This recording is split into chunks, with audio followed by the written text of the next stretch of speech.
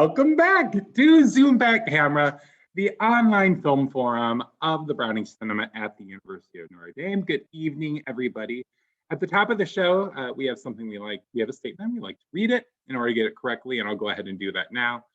During these uncertain times that have moved us out of the physical Browning Cinema and into a virtual one, our thoughts are with those battling the virus, battling precarity, battling isolation, and battling the fear inherent to this moment. And alongside that, we want to extend our thanks and appreciation to the first responders, medical professionals, grocers, public transit workers, childcare workers, and anyone else on the front lines. Zoom Back Camera is a very small thing to offer, but we do hope these conversations about movies we love will buoy your day and continue the education, fellowship, and dialogue with which we like to bracket our films in the Browning Cinema. And alongside that, please do go ahead and leave your comments along the way. We have a slight delay, but if you have questions or comments, I do have the window up and am able to incorporate those into tonight's conversation. So now, all that, and I get to say, welcome back to Zoom Back Camera, Professor Bettina Spencer. First return guest. Wow, what a moment. Thanks for having me twice. Well, you are very welcome. You're like our Charles Nelson Riley on The Tonight Show. You would always come back. I really am. I'm more of a Joan Rivers, but you know. Well, you can host it too if you want. Oh boy, but then you'll ban me for life. Tell us a little bit about yourself, Dr. Spencer. Sure. So if you didn't catch me the first time around on the Ladybird episode, I am a social psychologist at St. Mary's College, Notre Dame, Indiana. I study stereotyping and prejudice, especially at the intersections of class, gender, and race, and how those prejudices play out in discrimination. I also love cats. I also love musical theater. And you're going to get both of those in our discussion tonight, which is on the 1998 filmed stage version of the famed musical. Mm-hmm. Do you have an early memory of Cats? Yes, I have my earliest memories from Cats. So my mom, I'm from the Detroit area, and my mom went to go see it with her community theater group, the Monroe Community Players, in Toronto. And I think it started its Toronto run circa 1985. And she brought back the 2-tape set, cassette tape, and my life became Cats. A little fast forward through tape 1, that's true. But however, my life became Cats, and it just became part of these old bones. So much so that when I watched the 1998 version yesterday, I had an amazing realization that that was actually the first time I watched the 1998 version. I had never seen it before. I thought I had. I'd seen it in here from listening to the tape so much. Oh, you had never seen this one? Not this one. So I listened to the tape, non-stop loop, burn that cassette out. I'd have to twist the pencil in the hole because I'd get pulled out. Uh-huh. And I visualized it so deeply, encoded everything so deeply based on my imagination. I thought I had seen it. I did see it live actually in 1998 in New York at the Winter Garden. But I walked out of that show not remembering one thing because it interfered with my own Mind Palace version of it. So when I watched it yesterday, I realized I had never seen that because I had my own Jellicle version right in my Jellicle brain. So that's a Mandela memory, right? Yes, basically. Okay. Like, basically, it's also just like a processing error. Like that's when you saw it live, but thinking that you had seen it, right? Exactly. Mm-hmm. Well, I'm glad that you finally got a chance to watch it. Yeah, it was great. Some different choreography in my head, but it was good enough. Well, a note to people who might be out there, I figure a disclaimer is good up front. I think we're a bit like Brian Fellows on this one. We're cats enthusiasts, but we've done like a sixth grader's amount of research on it.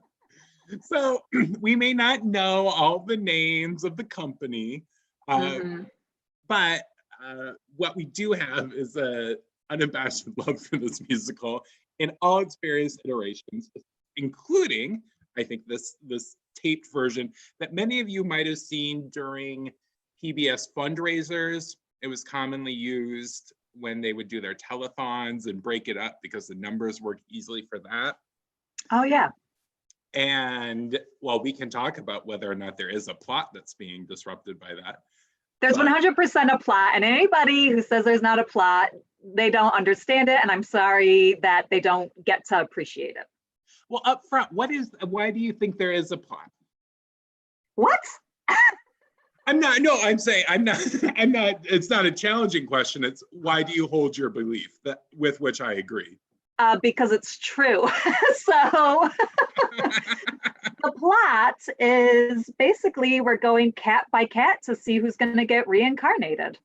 And so each cat is basically telling their story and showing their stuff for old Deuteronomy to make the decision about who's going to go to the Heaviside layer. It's really a story. And I did have this revelation watching it yesterday about what is a good life. So all the cats are trying to say what they think is a good life. They have some bonkers answers. They can train cockroaches. They can do magic. Well, that cat's great, but yeah, the plot is it's cats vying for the once a year Jellicle Ball to be the one who gets reincarnated for a better life. Mm-hmm. Well, let's get into this version of Cats. I mean, get an opening that is sensibly short. They get us to the stage pretty quickly. And in the stage production, you get the cat's eyes that are popping up. And in here, they don't do it on stage because it'd be very hard to read. But we get the same pair of cat's eyes. Like they didn't bother changing them up. And I like how it looks, and thinking about this is now, like this was the Cats you would go back to and watch up until it being updated because it stayed somewhat frozen. And even the cats in the eyes look like little amber cats, like they've been solidified for time. And so I do like the time capsule element of Cats generally, but particularly this version that we watched. Yeah, it feels very pre-98, even though it was released in 98. I mean, this is the 1981 staging, and you feel it in a wonderful way. 1981 costumes. And that's why it does mix into, and they don't do that much outside of the recording the stage musical to make you feel like it's the 90s. So it does hit somewhere toward the end of the 80s, early 90s while watching it. Yeah. Between. So after the opening overture, we meet Jellicle cats. Have you ever met a Jellicle cat? Oh boy. Well, first of all, I should say thank you for accommodating my time change. You can see I'm on the streets of London. There's a Jellicle moon tonight. So yeah, I've seen some Jellicle cats. You and I shared an experience. I don't want to get so inside baseball and talking cats, but you and I actually shared an experience where we both think we might have witnessed a Jellicle Ball on the island of Elba off the coast of Tuscany last June. It was a Jellicle Ball. One night and one night only, there was a big old cat at a gate just watching other cats run in. Didn't see those cats the rest of the time there. Nope. A full moon and a Jellicle Ball once a year on Elba. I bet that's when they were filming Idris Elba's scenes. It would have been about that time. Oh, it all makes sense. It all makes sense. But you know, when I think about Jellicle cats, it is interesting because I do see very strong differences on what I'd consider a Jellicle cat and what's like a cat cat. Like I have two cats and one's a Jellicle and one's like a Gumby. Like, I mean, I love them. I love them both, but there's a huge difference in their personality. Like my Jellicle is very superstitious. He has strong opinions. He sneaks about. He has like huge preferences. And my Gumby cat is just kind of like happy to be there. Mm-hmm. Yeah, and we'll see how it pays off for him. Yeah, you'll probably see him tonight because he gets real Gumby around 8:30 and he'll like force his way on screen. My Jellicle, he doesn't get out of bed for less than 10,000 a day.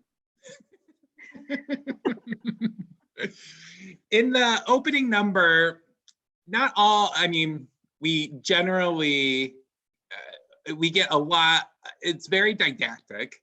You're told what a Jellicle cat is and kind of the rules of the game. But it's hard to translate because they're using the original T.S. Eliot poetry and it's a little bit thick, a little British and a little convoluted. So, and can I say, you know, because this came to me via Toronto, up until about last summer, maybe earlier, I did 100% think these were Canadian cats. I definitely thought these were some Vancouver streets behind me, some Toronto, some Montreal. So to me, the language felt very Canadian. And I just thought like, well, Canadian cats, don't quite understand them, but I'm on board. And in the opening Jellicle cat rundown, we get a boot that falls from the Heaviside Lair or wherever, somewhere above. And it's used for scale. What prop from the stage would you most want in your own house? Let me look around here. I mean, I don't have it on stage with me right now in this London alley I'm in, but the tire. The tire. Like you could ride a tire up and down the stairs, like in those infomercials. Exactly. Do you really like one particular piece where I am? I like the boot. I want a big old boot somewhere in my house. Yeah, that boot's cool. That's what prompted that question.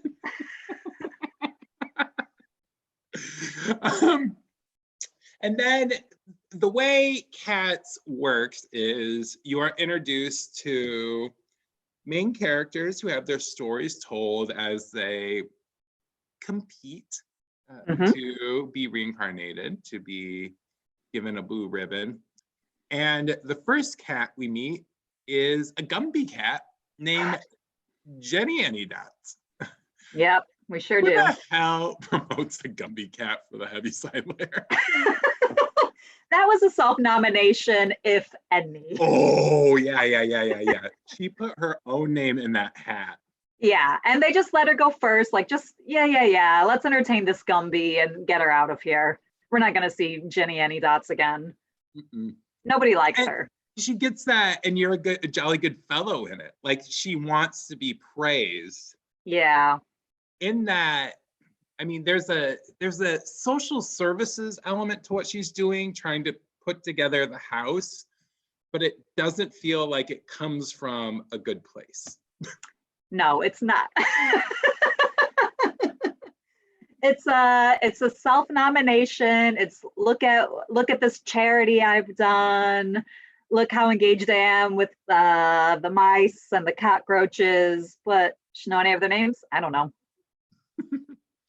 I guess this was somehow blocked out for me, but when they skin her, yeah, they like take off her fur for the Gumby cat underneath. I got nothing on that. No. It's not a great reveal either. She's clearly, like all cast members, lots of layers, lots of texture, lots of layers, lots of warmers. Like, we know there's layers to that look, Jenny Anydots. It's not a great reveal. And it takes them a while. Like, it takes a moment to get out of that. it's a weird like Caroline or whatever, the hoop skirt, Oh yeah. and it is uh, like spherical, and so she can't move, and then she can't get out of it. No. Anyway, we're It's gonna a get out fast of forward. It's a it. fast forward. Yep. I forget about it, and then I watch it, and I try to forget about it. It's a fast forward. You speed that tape up. Next, though, is a curious, oppositionally defiant cat named Rum Tum Tugger. Oh boy. Oh boy. And January, February, March, April, May, June. June, Rum Tum Tugger.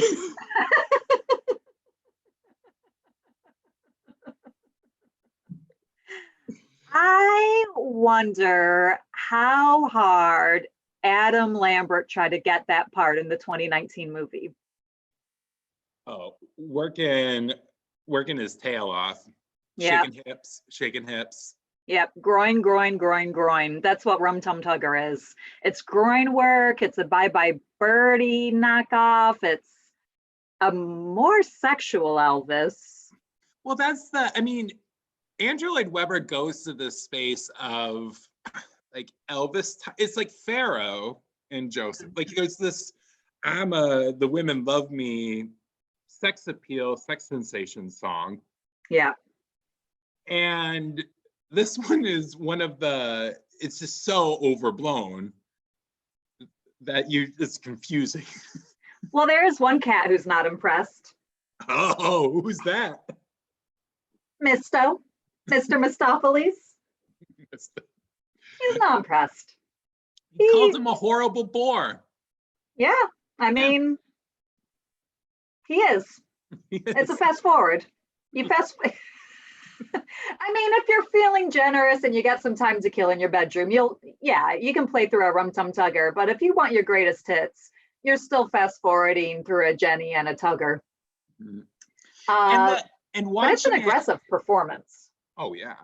And this is a point generally about Cats, is that it's played for the back row, and Cats was this blockbuster that was meant to travel and be in big theaters and houses. Mm-hmm. And to literally go in the rows. Yeah, right. And so when you are up close and you get to see things that maybe the good Lord didn't intend you to see. And all that spandex. It's tough. And it's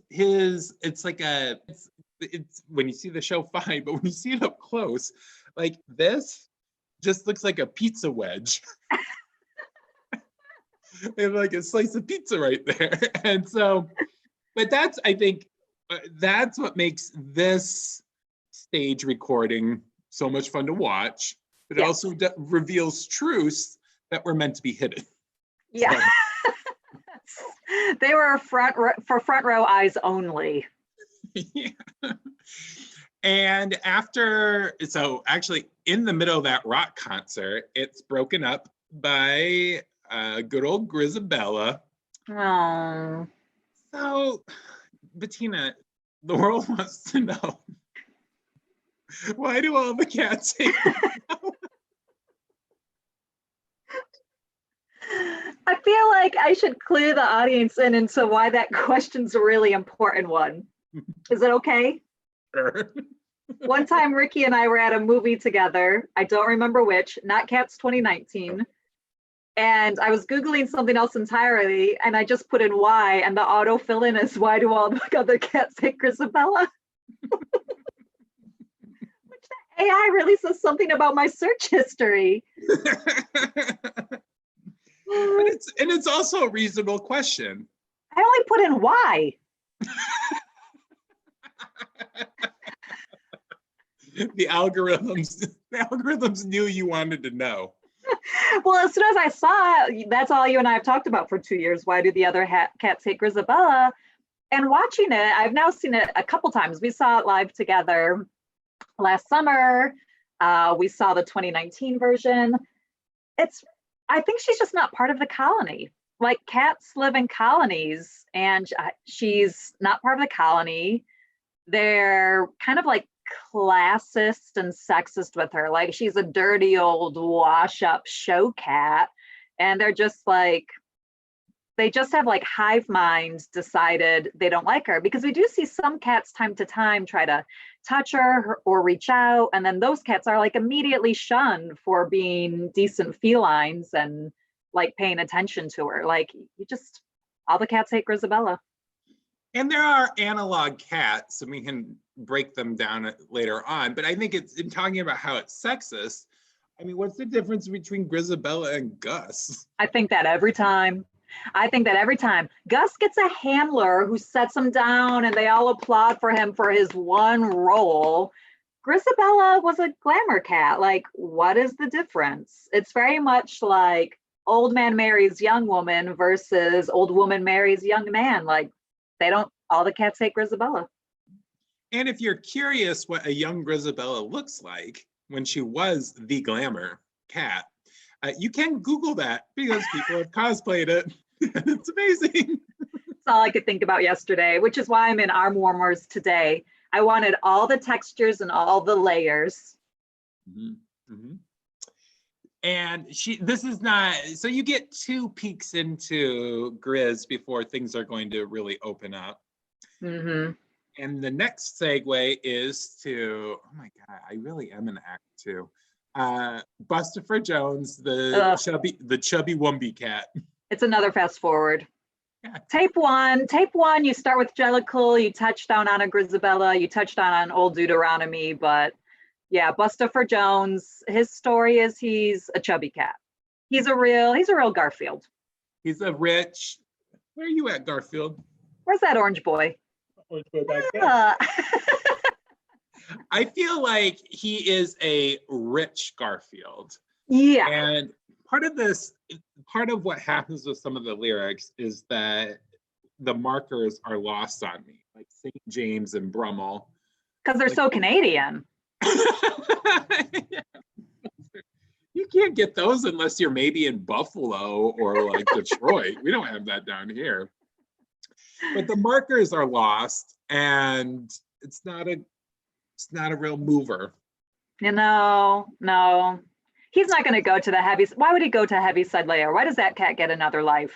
He's a rich fat cat who wears spats and eats curry. Happy with this life, and has a fishbone ascot.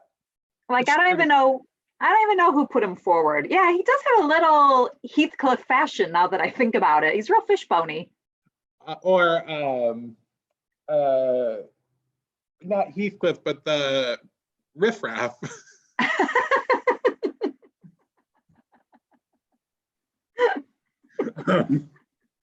But it's interesting, Misto does like Bustopher a little bit.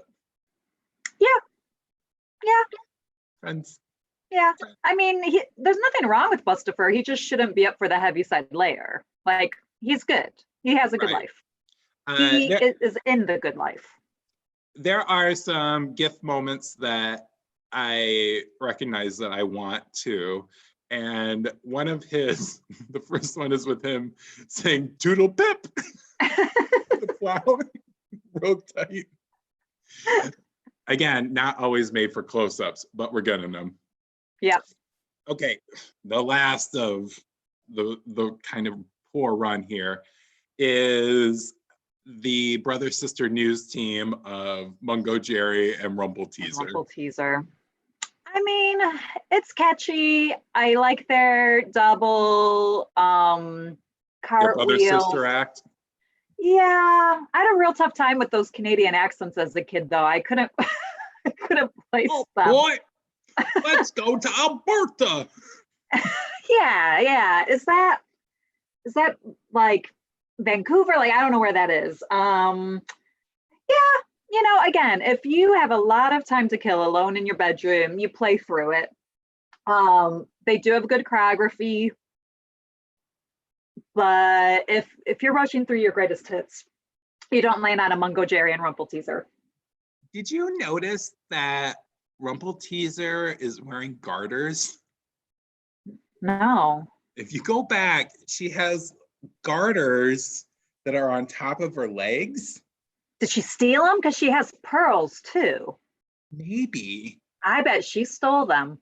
They 'Cause look that's like their whole her thing. own flesh, but this also gets into the like families who like each other too much. This is the opposite of Ladybird. Yeah, I fast forward through families that like each other too much as well. I don't want to say I can't relate, but I think there's something off with them. Mm-hmm. They did not, so there is a number that was taken out because of insensitivity, but they do keep in a joke that feels somewhat it's pretty anti-Asian with the Ming vase. And it's funny that they scrubbed out an entire number but left that joke in. Yeah, yeah.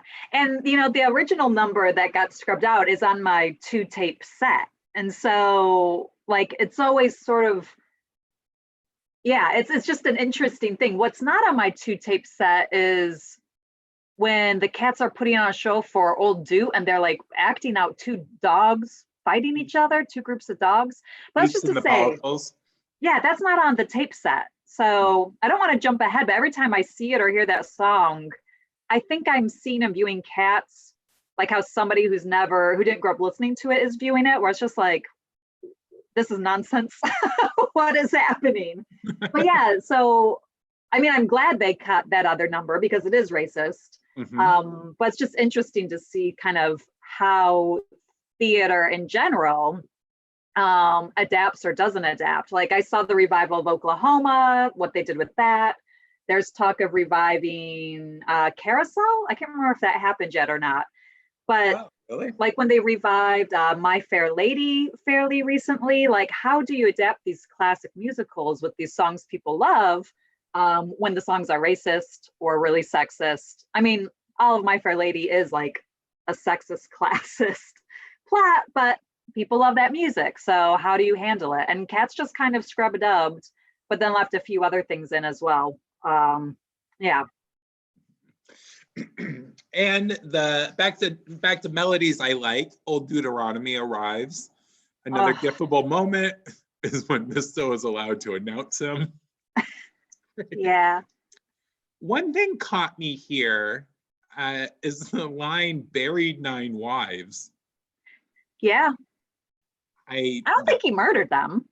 Well, I was hoping not. They scrubbed that number too. I think he's just old. But yeah, he buried 9 wives. It rhymes with 9 lives. Right. Why doesn't Big Dude get to go to the Heaviside Lair?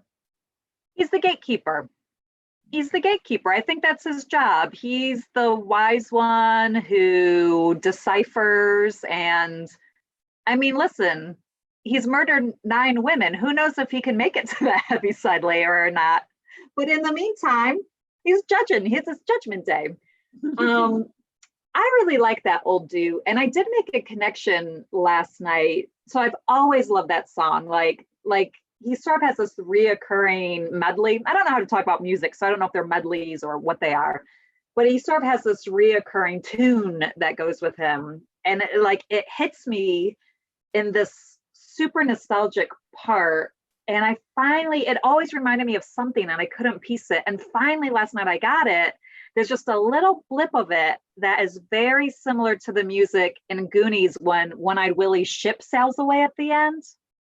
Oh, yeah, yeah. It's sort of like this, like, well, I can't sing or do it, but there's a familiarity to me when you see Old Deuteronomy, but when you also see One-Eyed Willie's ship sail away, and the music is very similar to me. And I finally put it together last night. Like both make me want to cry about like freedom and the passage of time. I don't know. It's a well, again, I don't have music theory, but it's a lullaby to me, I would say. And it's sweet. Yeah, yeah it's good. And you get it, it's good reoccurring theme to have too, because it does bring sweetness. And then after his arrival, actually he's in the opening number, not in his coat, just What? standing up there, but not really dancing. He's like in a white outfit and he just like does the arms with them, but doesn't dance otherwise. Superfluous. They didn't need that. Maybe he wanted to do it. Yeah, but it's a real like jazzercise, like Just if you work those can't do arms. the push-up, put your knees down kind of choreography. But then because he's arrived, we get this show within a show, which in some way, for me, it's like the opening ceremonies. Yeah. The Jellicle Olympics. Ball. Yeah, Mhm. to the Olympics is, oh, we'll put on a number for everyone's entertainment. And they put on a show, and Munker Strap is the MC of it. And it's the peaks and the pollicles. And when this started, and when I saw it before on the stage, I'm like, oh, is this the racist song that got cut? Like, Right, that's what I thought was coming too, but that comes with Gus. Yeah, but this one is just a little weird. I hate it. Yeah. I hate this song because it wasn't on my tapes. Like it wasn't there. So I've only heard it as an adult without knowing it. And it's really disconcerting it lasts a long time, as I discovered on Fast Forward last night. Well, there are two cats of note. One is a cat whose dog mask makes him look like Scarecrow from the Batman series. Yeah, what's happening there? I hated it. And there's also there's like a Disney cartoon where a dog dies and he turns into a sheet ghost. And All dogs go to heaven? No, it's like it's a short from a long time ago. But all to say, it had negative connotations, that dog. Yeah. And featured prominently. Also a cat who is the real goofball is that Rumpus cat. Oh, I have no emotions attached to that. It wasn't on my tape. It's the like 80s, oh, we need the special effects moment. And so they throw those fly Raspberry Pi eyes on him and get him out there to Rumpus. But as we learned from old Duke, Rumpus cats die too. Y'all turn to dust. Yep. And then we get the Jellicle Ball. How do you like the dance number here, the ballet moment in the opera? I love it. I love it. So we haven't quite gone into the costuming yet. We touched down on its very 80s. The costuming plus the choreography plus the wig work alone. Wow. To see it close up in that 98, like, and again, I saw it for the first time yesterday, this 98 up close version. Everything else was in my head where the costumes were different. Because in my head, they just kind of look like cats. And then I've seen it live from, the mezzanine. I love the dancing. I think the full body yaddy yaddy suits that they wear with up and down leg warmers and up and down arm warmers, the wigs, wiggiest wigs, a heavy-handed makeup. Everybody got to choose. I think, do you want a circle on your eye? Like, what do you want? Do you want nothing? Okay. To say that it comes together for me at that Jellicle Ball, and it's everything. It's everything. It's what we felt on Elba that night in June. We saw the real thing, and then we saw the closest approximation humans have ever created to that moment. I love the ballet. I love it. I could watch 2 hours of just the Jellicle Ball, not the Olympics warm-up part of it. I don't like seeing those cats pretend to be dogs, but I love the actual ball. And I don't want to talk too much about the 2019 movie because I assume we'll do that at Christmas time because that's a winter film, 98's a spring film. Everybody knows that. But I think 2019 ruined the Jellicle Ball. It didn't quite know. Well, part of it too many cuts. Too Yeah. many cuts. You didn't have that Elba Magics on it. It just, yeah. You want it to be like a weird, slow cat orgy ballet. Well, the orgy element, so there are two gifts from this. And one is when one cat straight up, like Harvey's Victoria, Yes. the white Shocking. cat. Shocking. I had not seen that before. Which they then use in the credits. Yes. Yes. Oh, why'd you go back to that? Twice. Like straight up shocking. It's ooh. But I loved it. Once they move from the more classical part to the rock and roll and they let Misto shake it out. Yeah. Misto's been holding on. Side eye, side eye, side eye.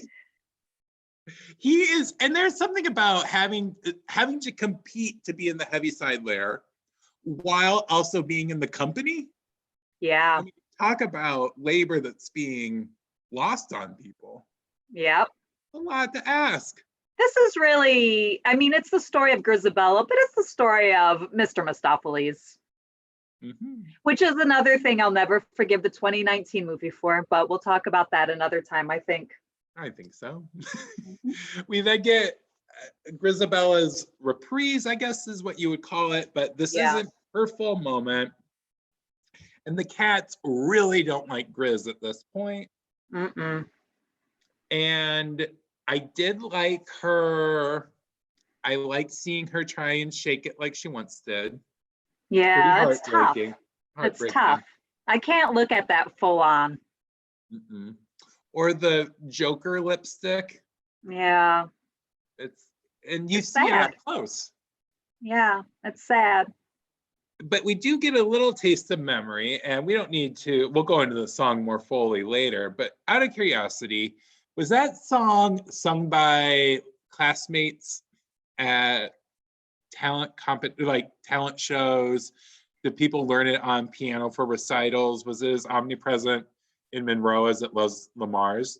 It was very, very present on our fair stage, not the first stage, not the second, but the third stage. It was very, very present on the fair stage. It was very much an audition song. If you're going for a lead, I can't do memory. You know, I'm the kid who just kind of gets through Happy Birthday to try to be a munchkin.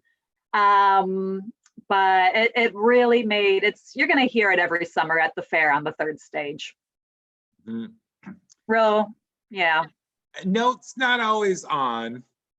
No, but they lean into it. They try hard.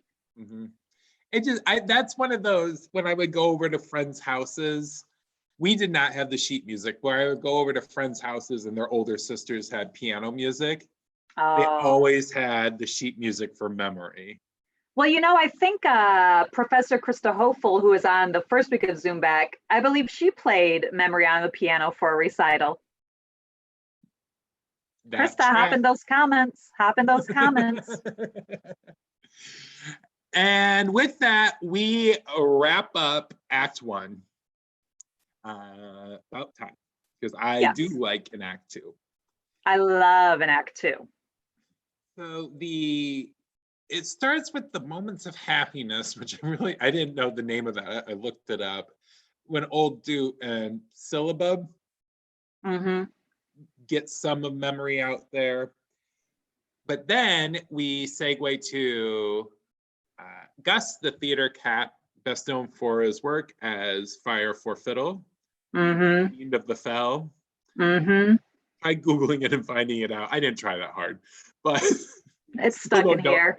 Still don't know what that means. And I feel like they knocked to it pretty hard in the 2019 movie, by the way. With the boat and And how do you feel about asparagus? Um,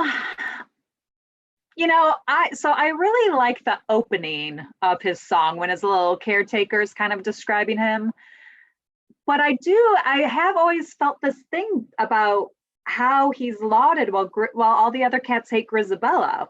So I've never been able to get like fully on board with Asparagus for those reasons. Like even as a kid, I was like, so he was a character actor and she was a showgirl and they're both old now, but like he gets carted around town and everybody loves him. So I do, as the music, like the opening of that number, but once Gus actually starts to sing, I'm out of there. It's like the last of the tape one, like hanger-oners tone wise. It's kind of like, let's move us through. Let's move us through. And from this, I want the gif of him chasing his ghost that has the rumpus cat eyes. Which I had never seen before because that's not on the tape and it's not in the live production. No. And so I didn't know that was a thing until yesterday. And I was like, what is happening? He was the Fire for Fiddle, whatever. The Fiend of the Fell apparently was like that fiendish, like a dog. Like a dog. I don't know.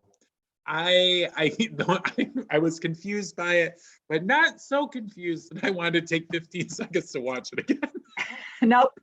I did fast forward through Gus because he's always really long. And when I landed on that ghost, I was like, oh, I missed something, but do I want to rewind on a Gus? No. Ricky watched it. I do want a gif of it though. This is so weird. It's like he's zombies at it. It's weird. And after him, I mean, one reason I didn't want to go back is because toot toot. The UK's favorite thimble hunter, Skimbleshanks, is coming around the train station. Skimble. Now, this is one thing the 2019 movie got right, so right. Knocked it out of the park to the point it brought the whole movie with it. We were shocked. And it's kind of ruined the original Skimble for me. A little bit. I think there's a ghost of me with Fire for Fiddle eyes still at the AMC, just like, whoa, what am I seeing? Going after that Skimble.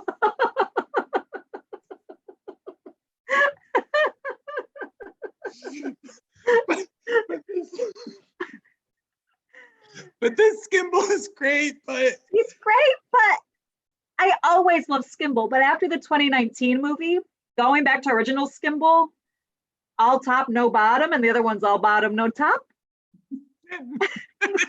Theoretically. It's hard to go back. It's hard to go back. It's like your favorite song got remixed. And the remix is better than the original. The remix is better. But yeah. But I love Skimble. I do too. I love that he has arm warmers with elbow patches on them. Yeah, he plays a lot older. Canadian. Yeah. Like he's hunched over. I didn't think he was as old as he is, but he's been riding those rails for a while now. What are you gonna do? Yeah. And here is, in talking about parallels, I can see him. It's funny because I like him, but I don't like Jenny Anydots. Yeah. And they are the two, again, like orchestrating, controlling. I see them as civil servants in different ways, in gendered ways. But I Jenny like Anydots, she plays off like the patriotism though. She's a very, well, I don't want to go down this road right now, but yeah. Like she's like Skimble's doing his job. Yeah. And he's taking his cut. He's a bit of a rake. Well, whatever. Yeah. He has tops to buy. He has all those little sweater vests to wear. Those badges aren't free. The gif I want from this is when he chomps on that coin and the scenery. And I like that the other cats like Skimble. Yeah, He's they're bad. literally and figuratively on board with him. Everybody loves Skimble. Do you like your morning tea weak or strong? Weak. Do you like the train constructed here? In South Bend? You like the train? You like the train on the train that they make on the stage? Yes, very much. And is it your impression that Skimble made the train crash? No. All those character cats did. They literally dropped the wheels. I thought that Skimble crashed it, and then he looks over at old Dude, and they just both go, well, if you put 9 wives in the ground, what's one train car full of kittens? No, not much. But this is something where my memory of this has been just it's been compartmentalized differently now. Yes, because 2019, that's great. Whole new world. Whole new It's world. great. Next, we have the hidden paw himself, McCavity. I never realized McCavity has henchmen rats. Are those rats? Are those rats? There's What something. are those? Dogs? I mean, they look like rats. They're all black, right? Rats the size of cats? What sort of rodent lives in Canada that size? I don't know what that was. And I'm a little confused on his plan. Is it that he can kill his way into heaven? Is that the idea? Yes. Okay. Yes, that's it. He's also broken every human law. Which human law is weirdest for you?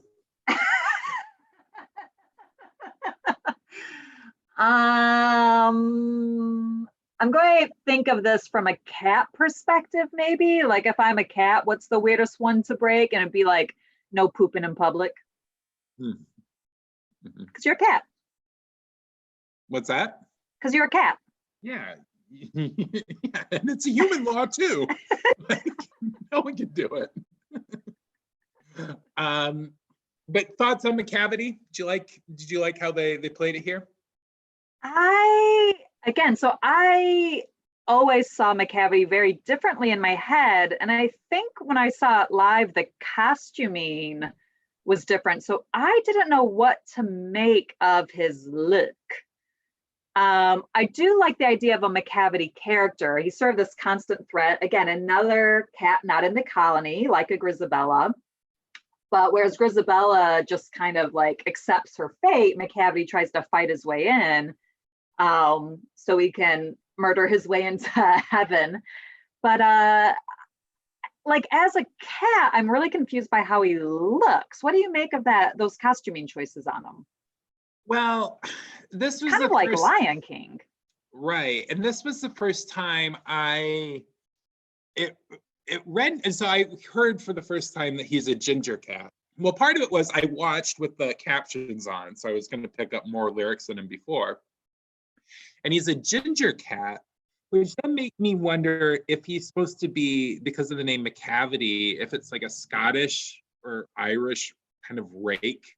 Like, are these some real UK politics? Because isn't Skimble also Scottish, or he's in 2019 version? I don't know, but I feel that's what I was wondering. Like a ginger cat has a Mac at the front of his name. And Mungo, Jerry, and Rumpelteazer are also ginger cats, and they're also thieves. So I think there might be some coded, like anti-Irish Scottish potential things in there. Yeah. But the face is, remember on Fox when they had those, like the masked magician who would show you things? Yeah. These weird like, mask with all these lines on it. That's what I would see in McCavity up close. Yeah. It's better. It's a Monet. Definitely. Yeah, it's a Monet. That one. It's you don't want to see a McCavity up close because McCavity's a mysterious cat, and they just sort of haunt around the colony. So I do love when the two other cats sing the McCavity song, though. And I was thinking, quarantine time, it might be a good time to fully memorize one of the dances from Cats. Which cat? Which song? Well, I think McCavity. Oh, are you gonna memorize the dance battle? The dance fight? In that dance fight, it does seem like Bunkus Trap is dead. Yes, well, one of his lives. Yeah. Cross it off. Munkelstrap, isn't it sad Munkelstrap never gets his own song? He kind of takes us through the whole thing, and you only know his name if you watch the credits. He is the heir to Old Dude. Yeah. He's working up that way. He's going a different pathway with his career, and that's the skill set he's gaining, and that's what you need in order to make informed choices about who gets reincarnated. True. So organizing. Yep. Yeah, he's admin, you know. Yeah. He wants that provost lifestyle. He's not dead. I did scream when McCavity came out. Gets me every time.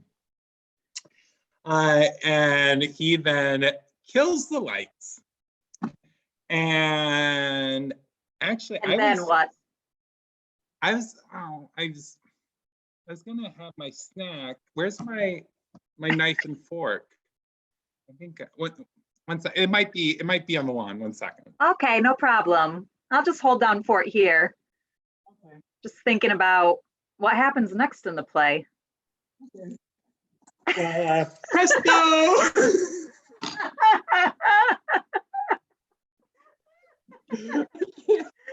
It's way too close to the outlet. You're gonna burn yourself. my lovely fur toxins. Then we have the number that we're here for. Silverware. Presto silverware. Okay, so the number one litmus test of all Mr. Mistos is the Presto. Yes. How'd you feel about this Presto? 100%. Is a great Presto. Maybe a 99% because I think we saw one better. We saw one better in the live show that came to Chicago last summer. That was a great Presto. Yeah, that was like the best Presto. But this is a great Presto. I love A Magical Mr. Mistopheles. First of all, that's a great karaoke song, and I sound great doing it. Everybody knows. I do a great job with that song. He is confident. He is loud and proud, just doing magic. He is athletic. Listen, a Mr. Mistopheles is what you want in a cat. And what the 2019 movie did to him by making him weak, by making him nervous, by making him shy, by making him in love with Victoria. What that movie did to Mistopheles is a crime. I hate crime. I hate crime. And there should be more petitions out there that recognize it as such. Mr. Mistopheles literally pulls a rainbow out of a cup. They talk about him pulling kittens progeny out of a hat. And in lieu of that, heteronormative stance. pulls out a rainbow ribbon scarf that they like bedazzled with special effects too. Yeah, extra bedazzling on that rainbow. And he gets special effects via lasers and lightning and a whole slew of things that he deserves. He deserves. He's the Mistopheles we deserve. Listen, what the movie did to him and making him this little kind of mopey, insecure, straight cat who's maybe can't even really do magic. No, excuse me, no. Mr. Mistopheles turned those lights back on. Mr. Mistopheles pulled a rainbow out instead of kittens. Yeah. And he brings back Big Dude. Yeah, he does it. It's not like he knows he can because he's good. He has real magic. Something that was lost when I've seen it previously is that Siamese cat is really working hard as a magician's assistant. You would too if you worked for Mr. Misto. Yeah, you got a lot to work against. He gives you that opportunity, he gives you that room, that space to explore how you're going to be his magician's assistant, and lets you fill the room. Yeah. I want two gifts. Well, actually, there's probably others. When he jumps into the hug with old Dude. Oh boy. Oh boy. And the jump split disappear. Uh-huh. I did rewind that part. I rewound Presto like 10 times. Yeah, me too. It's a really good Presto. Presto. The lights come up, his like I don't even know what the lighted Bolero or whatever. Little tux. Little tux. Who LEDs in it. Who in the 2019 movie thought we're just gonna take Mistopheles down a notch? We're gonna take everybody's favorite loud and proud cat and make him a meepy little shy cat. I gotta think it was, I think they needed to work a relationship angle with Victoria because Victoria is highlighted much more in the film. Do it the Munko strap. I was just gonna say, that makes more sense. Do it the Munko strap. No, they really did. I mean, they did a lot of things well. Yes. Skimbleshanks. Skimbleshanks. They did something very wrong. The next song is, we actually now let the pipes open and we get to hear Memory. And here's the thing about that song, if I may. Yes. It starts off, and you know it's going to be good. You know it's going to be good. Voice like crystal clear water coming down a stream. And then when those pipes open, wow, wow, wow. It's great. Still got it. She still got it. It's great. There's a reason we all sing that song at the fair. I always forget that it is in part a duet. Me too, because when I listened to the tapes as a kid, I just thought it was two Grisabellas. Like your school picture, like you have one head here and another head in the corner. Like I just pictured like two Grisabellas singing with each other. Oh, like her old, like her. Yeah, like a young Grisabella fanfic. Young. Yeah. I always thought it was like young Grisabella singing with old Grisabella, which I think could be great. Is. I mean, that's probably the notion of it. That's why the youngest cat sings it with her, I suppose. Yeah. Have that time condensed. I was watching Cats with one of my cats yesterday, and when Memory, like the full Memory came on, the full duet, he woke up and he looked at the TV. Did you start to cry? Yep, we both did. So a couple of things that, I mean, you don't get to see Grisabella up close often. Here you do. Was very surprised that she has long red fingernails. Yeah. That was a revelation. And that was really the only revelation. I liked her little teased out ears. Yeah. I tried to do that tonight, but my hair can't hold any sort of shape. It has a bit of a mouse quality to it. A little Muffy the Mouse from today's special. And she rhymes with the song. So yep. I really liked her glitter leg warmers, one up, one down. She had something of like a silky worn dress underneath her like tattered overcoat.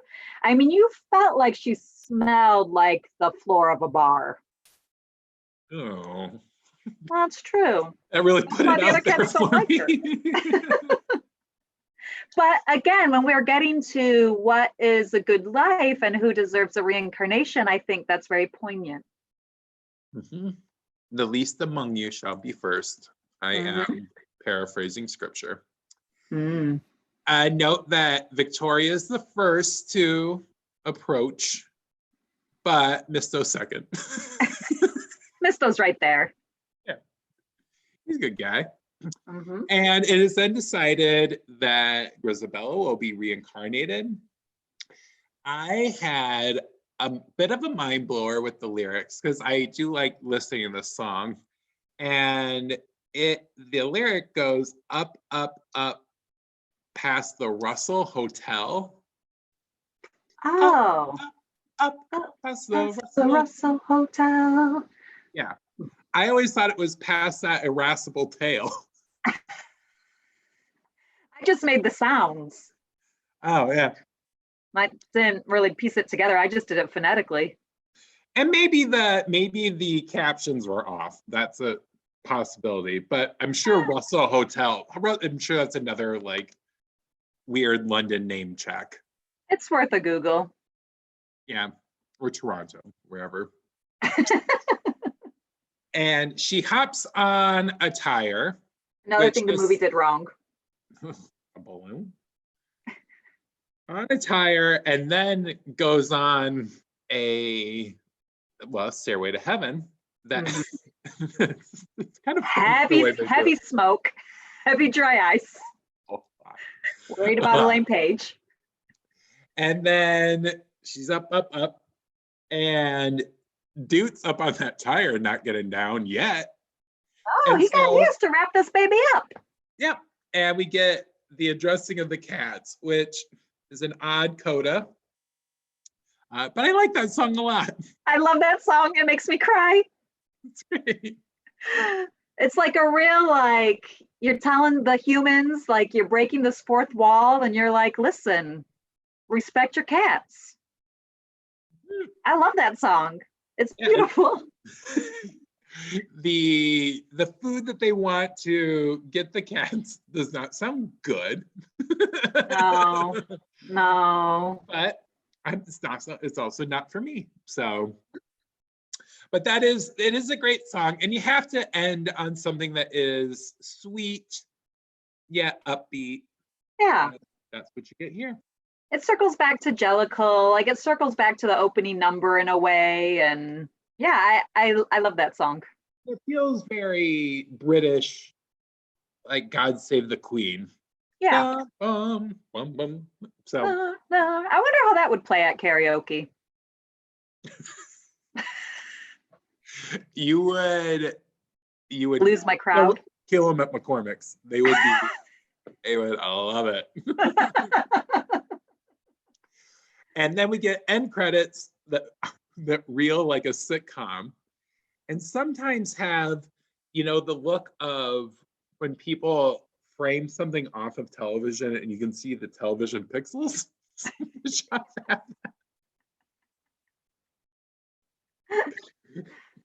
I mean, whatever. They had to get it up and out.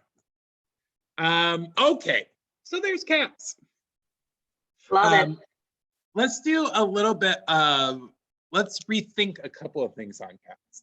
Okay. So, first of all, I mean, we had 9 cats vying to get into heaven. Next year, there's going to be another Jellicle Ball. Yep. What is so of the 8, so who's your last place in the running for the Heaviside Layer? Oh, I mean, I got a lot of last places. A Jenny Anydots, a Bustopher Jones, a Rum Tum Tugger, Rumple Teaser. I mean, Those are my bottom four. I got a lot. I also don't think Gus is really going to make it through. I think this was his year to win the Oscar, and he didn't, and that's that. He'll get a Lifetime Achievement later on. I think, yeah. Glenn Closing it. Yeah. So I think Skimble. Here's the deal. Misto's go. And Misto is Misto has time. And I want to see him a little bit in his Gus years. Yeah, Misto has time. But he's like fast track. They want him there. Oh yeah. I also think McCavity should go. Yeah. Like, get him out of your world. He sucks. Kill him. Okay. Now we just did recently have a major recasting of Cats. Yes. Let's run down some characters and who we would cast if we were to do, well, potentially a stage production. That's what we're doing. We're doing a stage production that's being like the 98 version. Okay. Okay. Who are your Mungo Jerry and Rumple Teaser? Oh, I never think about Mungo Jerry and Rumple Teaser. Are forgettable. Oh, you know what? It'd be real tough, but I think the crowds would love it. Kelly Ripa and Ryan Seacrest.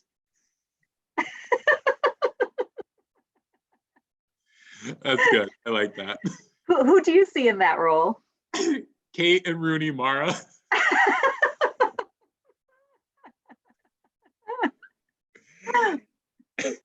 Go for the sister act, They'd be good thieves. Mm-hmm. I assume. Your Jenny Anydots? Ooh. Amy Adams.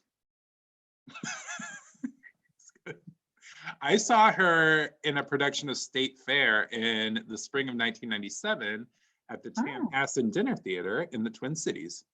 So she does theater work. Mm-hmm. Who's your Jenny Any? Tiffany Haddish. Oh, like make that part good? Yeah, like we're gonna try. You're Bustopher Jones. Oh, Bustopher Jones. Why are you doing all the worst ones first? I actually know it makes order of it. It's my order of who goes to heaven.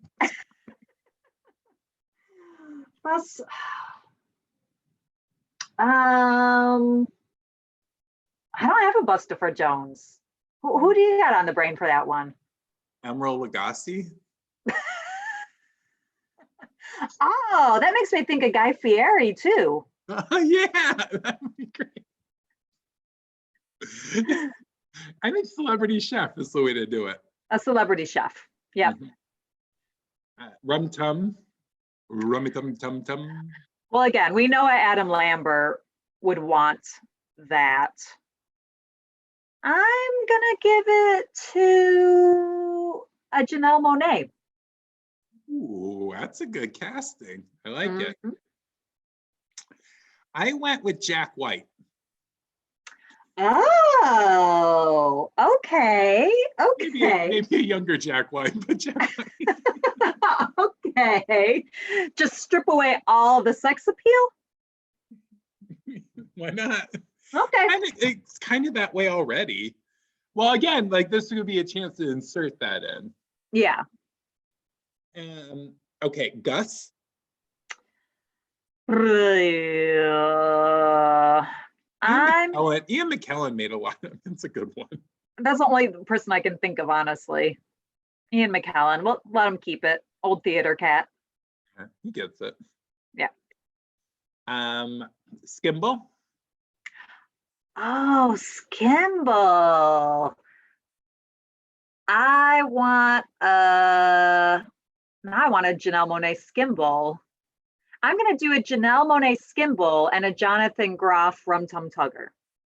Mm-hmm. Yeah, like who's that. your skim? Who's your skim? Clay Aiken.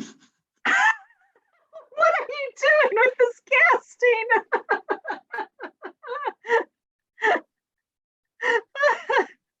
We've put several idols in this cast already. Oh no, we didn't let Adam Lambert in. That's right. Only one. There's only room for one. A McCavity. Ooh, a McCavity would be. I feel like your Clay Aiken has really thrown things off for me. Who's your McCavity? Charlie Sheen. Okay. I'm going to do brothers. I'm going to say Emilio Estevez. That's good. Who's your Mr. Misto? Oh, Mr. Misto. I want a Mr. Misto. I want to find new talent. I want to scout an up and comer. I want a no name. I want a newbie for a Mr. Misto. I have someone new to acting. Oh. And Adam Rippon. He has the athleticism for it. Yeah. I think he has that Misto energy too. He could do it. He does. He does. Okay, big old dude. I kind of love that Judi Dench is a big old dude, especially because she clearly didn't know what was happening. But I do love the 98 dude. I had never seen him until yesterday, and I really did like sort of that gravitas wisdom. So yeah, somebody, I mean, I like the gender bend of it too, though. So I'm trying to think of like a Viola Davis. Mm-hmm. A seriousness. Mm-hmm. I went with Oprah. Huh? Wisdom, gravitas. Yeah, Oprah would be great. And then lastly, who's your Grisabella? Controversial choice because she was gunning hard for the Little Mermaid remake. But I think when we bring this to stage in 5 to 10 years, it's a Lindsay Lohan. Lindsay Lohan was almost my McCavity. Should be McCavity too. Who's your Grisabella? Elaine Page. Oh, well. Oh, okay, sure. I mean, it's not like getting older discounts your ability to be Grisabella. No. Like it would be better. It'd be raw. She'd remember. Anyway. No, she'd be great. I mean, she is. She's a good Grisabella. Okay. Best song from this for a club remix. Skimbleshanks. I went with the Addressing of Cats. I mean, the best club remix, there has to be some sort of longing involved. Somebody's kind of been overlooked. In that case, Memories, the obvious choice. But you can also kind of be like a weirdo outsider in a good remix. So a Magical Mr. Mistopheles would be great too. I think your Skimble though is great. Once I'm done, we'll YouTube that. Yeah. What's the best cat look transferred to a human clothing outfit? Arm warmers. Mm-hmm. What do you take? Cat? Any particular cat? I really liked Grisabella's look. She had real slouchy warmers, real slouchy. So it's like an 80s slouch boot, but just the warmer part of it, not the actual boot part of it. So I think like a real slouchy loose warmer. Mm-hmm. I went with a more Hepburn look. It just chose Victoria. Oh yeah. Yeah. Full bodysuit. Yeah. And white and like a necklace and call it a day. Okay. The best cat to have as your actual animal cat pet. Old Deuteronomy. Old Deuteronomy. He's chill, he's nice, he's laid back, he's puffy. Yeah, he's a good cat. Yep, it's old Dude by a mile. Yep, that's the easiest one. Okay. Now, as we close here, did you know, Bettina, that Proust had a younger sister named Becky? Oh, I heard about her when I was the guest around last time. Great. She developed a 5-question questionnaire to determine if you love movies. Naturally, as many of these social science instruments are, it was translated into other languages. Right. And if you translate it back into English, sometimes the reiteration of it is slightly different than the original. Would you like to take one of the retranslated versions? Ooh, I'd love that. That really interests me as a psychologist. I don't know if it's scientifically valid like the other one, but Right. we still should determine in some ways whether or not you love movies. Yeah, let's test it out. What was your last R-rated movie that you watched? Okay. I'm not sure if it was the last, but it was the best during quarantine times. And that was the Octavia Spencer vehicle, Ma.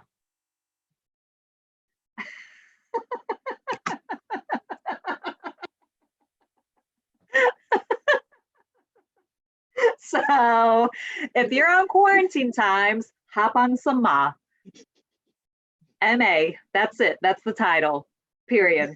Ma. That'd be a great CBC, actually. Can you believe that was like week 1 quarantine? Feels like ages ago. It feels like years ago. It was like first week of quarantine. That was so great, though. Okay. We didn't watch it together, audience. We socially distanced, watched it via texting each other. The Ma thread. What movie would you sell at Picker's Paradise for $2 knowing that someone else would buy it? Let me look around here. I think Cabin Boy. Here's why.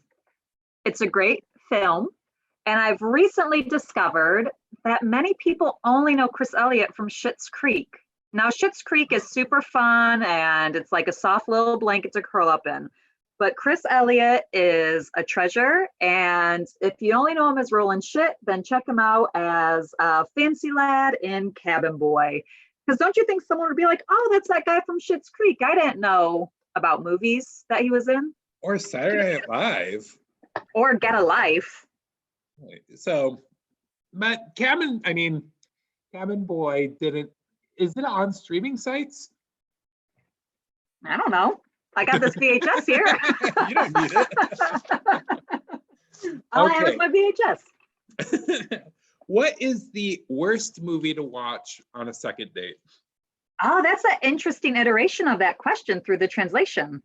Sometimes the positives turn to negatives. Yeah, that's weird. So my first time around, we talked about a good movie, and I said it should be funny, kind of scary. So I think a bad movie would be opposite. So it'd have to be like serious, and you'd feel like gives you a lot to think about. So I'm going to say Crash. Wouldn't that be a tough second date movie? You'd have to be serious and talk about it like it was like really good. Yeah, and no one would say that sucked. It would just be tough. It'd be real hard. And just a downer, Yeah. An ineffective downer, which is the worst type of downer. Do you think Saw 2 would also be bad for a second date? Because it, like Crash, would really make you think. Yeah.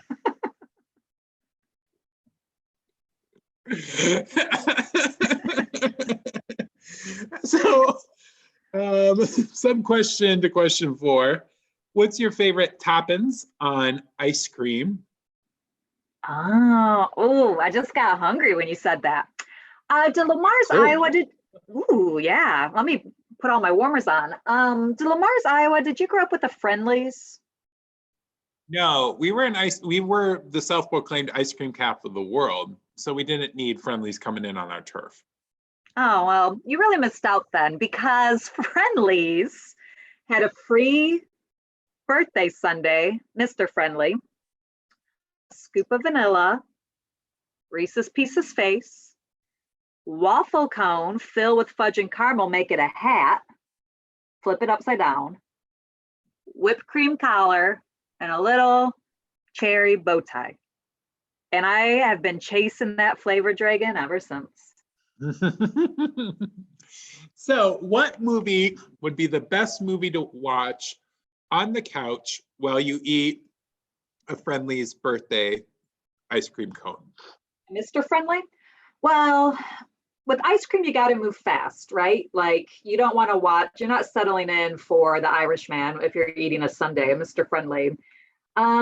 So I might even push you more towards a television. Am I allowed to say television show? Sure. I'm going to say you want something fun and comforting and reminds you of childhood. I think you're going to want to sit down with some Adventures of Pete and Pete. I think you could do some Strangers with Candy. That's more like college warm and fuzzies versus childhood warm and fuzzies. Just stick to the Viacom family, you know, basically. Yeah, but Adventures of Pete and Pete with the Mr. Friendly, you're good to go. You can get through another 5 weeks of quarantine, no problem. And lastly, you are 10 years old and receive a screener from the future. What film makes you laugh the most? 100% Cats 2019.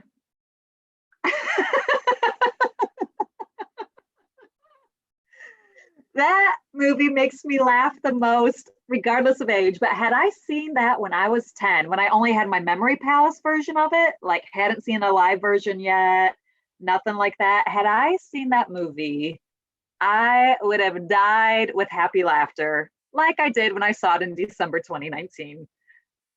Because as much as I hate what they did to Mr. Misto, I equally love what they did with Skimble. And the truth is, it is a motion picture experience that had me laughing all night long. And the world will never see again. No, that was a joyous screening. If I saw that when I was 10, I would definitely go into wig and makeup arts. Well, 1 second, let me do the calculations. Oh, I hope it's valid in this version. I have to run it through the translator. And hey, it turns out you love movies. Oh, still. So that's Yeah, a culturally valid measure. Okay. Well, I mean, it worked on the first instrument. If that's valid, maybe because it came out with the same information. It doesn't work that way, but maybe. It just reverse coded, right? What's your favorite? What's your least favorite? It just reverse coded. And not only do you love movies, we loved having you here back on Zoom back camera to talk about cats. Thank you very much. First two-timer. Oh, we're going to get you that Tom Hanks.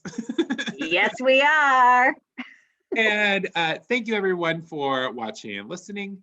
Our schedule will be coming out Friday of what is happening next week, but we do have Grey Gardens, Okja, Final Destination 1, and Event Horizon coming on up. So I hope you might check out some of those and then join us here on Zoom back camera for a discussion.